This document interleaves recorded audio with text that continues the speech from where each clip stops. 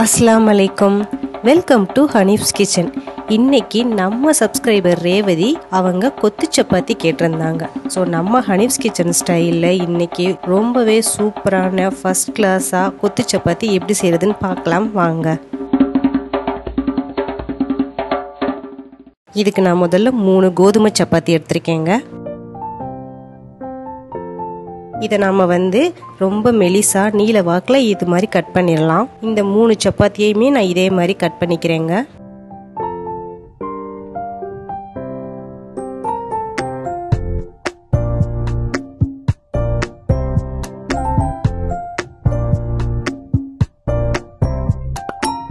இப்போ 3 சப்பாத்தியுமே நான் கட் பண்ணி வச்சுட்டேன். அதுக்கப்புறம் இதுக்கு தேவையான பொருள் பார்த்தீங்கன்னா 3 பெரிய வெங்காயத்தை பொடிசா கட் பண்ணி வச்சிருக்கேன். அதுக்கப்புறம் 1 கேரட்டை பொடிசா கட் பண்ணி வச்சிருக்கேன். அதுக்கப்புறம் 1 டீஸ்பூன் இஞ்சி பூண்டு எடுத்திருக்கேங்க. அப்புறம் 2 தக்காளி பொடிசா கட் பண்ணியிருக்கேன். இதுக்கு நான் 3 முட்டை சேர்த்துக்கிறேங்க.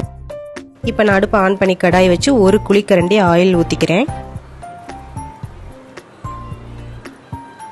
இந்த ஆயில் நல்லா ஹீட் ஆனதுக்கப்புறம் 1 டீஸ்பூன் சீரகம் சேர்த்துக்கலாம். இந்த சீரகம் நல்லா பொரிஞ்சதுக்கப்புறம் நம்ம நறுக்கி வச்ச வெங்காயத்தையும் இதோட போட்டு நல்லா வதக்க ஆரம்பிச்சிடலாங்க.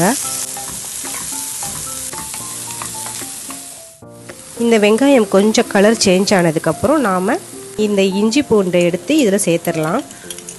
இஞ்சி பூண்டை போட்டுட்டு அதுக்கப்புறம் நாம் இந்த கேரட்டை இதோட சேர்த்து தக்காளியும் சேர்த்துக்கலாங்க. நல்லா மிக்ஸ் பண்ணிடலாம்.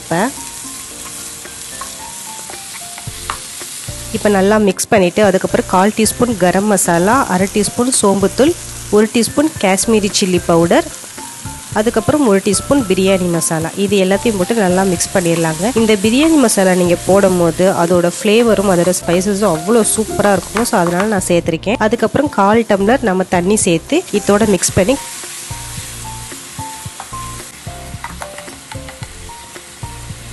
கரெக்டாக மூடி போட்டு 1 நிமிஷம் நம்ம குக் பண்ண விட்டுறலாம். இப்போ 1 நிமிஷம் ஆச்சுங்க. நான் ஓப்பன் பண்ணி பார்க்குறேன். எண்ணெய் நல்லா பிரிஞ்சு வந்திருக்குது.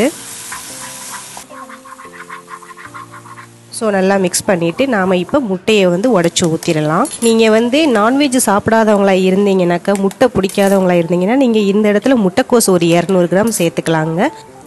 சேர்த்துட்டு இதுக்கு தேவையான அளவு உப்பு போட்டுக்கோங்க. போட்டு நல்லா மிக்ஸ் பண்ணிடலாம். இதை டயட்டில் இருக்கிறவங்க, வெயிட் லாஸ் ஆகணும்னு நினைக்கிறவங்க கூட இந்த ரெசிபியை தாராளமாக நீங்கள் ட்ரை பண்ணி சாப்பிடலாம். இதை நீங்கள் முட்டைக்கு பதிலாக முட்டைக்கோஸ் போட்டுக்கோங்க ஒரு 200 கிராம். இப்போ நல்லா உங்களுக்கு முட்டை குக் ஆகிடுச்சுங்க. குக் ஆனதுக்கப்புறம் நாம் நறுக்கி வச்சு சப்பாத்தி இதோட சேர்த்துக்கலாம். சேர்த்து நல்லா மிக்ஸ் பண்ணிடலாம்.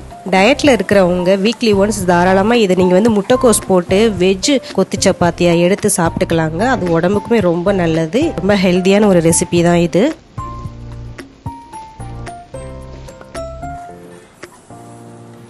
இப்போ நான் நல்லா மிக்ஸ் பண்ணிவிட்டு அதுக்கப்புறம் 1 டீஸ்பூன் மிளகுத்தூள் சேர்த்துக்கிறேன்.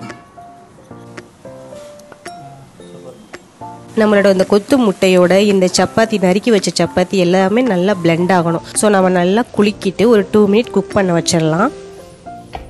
இப்போ நல்லா சாஃப்டாக சூப்பராக இருக்குங்க. இப்போ நம்மளுக்கு கொத்து சப்பாத்தி ரெடி ஆயிடுச்சு. பட் சாஃப்டாக இருக்கிறதுக்கு இது போதுமானது. ஆனால் எனக்கு கிறிஸ்பியாக தான் ரொம்ப பிடிக்கும். அதனால் நான் இன்னும் ஒரு 5 நிமிஷம் நான் குக் பண்ண விட்டுறேங்க. ஸோ இன்னும் 5 நிமிஷம் நல்லா குக் பண்ணும்போது அந்த சப்பாத்தி எல்லாமே சில்லி பரோட்டா மாதிரி ரொம்பவே கிறிஸ்பியாக அவ்வளோ டேஸ்ட்டாக இருக்கும்.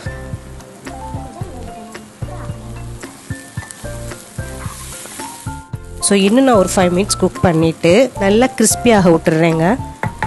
இப்போ சூப்பராக கிறிஸ்பி ஆகிடுச்சு. இதுக்கு மேலே நம்ம ஃபைனல் டச் கொத்தமல்லி தலையை தூவிடலாம். தூவி இப்போ அடுப்பு ஆஃப் பண்ணிவிட்டு நான் எடுத்து சர்வ் பண்ண ஆரம்பிச்சிடுறேங்க. பாருங்கள், இது பார்க்கவே அவ்வளோ கம கமன்னு சூப்பராக இருக்குது. ரொம்ப கிறிஸ்பியாக இருக்குது.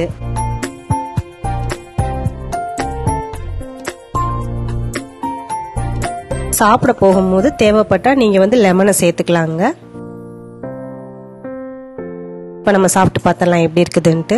நீங்கள் இந்த மாதிரி கொத்து சப்பாத்தி செய்யும் போது கண்டிப்பாக இனிமேல் சப்பாத்தி சுட்டா சைடு டிஷ் எதுவுமே பண்ண மாட்டீங்க. கண்டிப்பாக இந்த கொத்து சப்பாத்தி தான் பண்ணுவீங்க. இது அவ்வளோ சூப்பராக இருக்குது.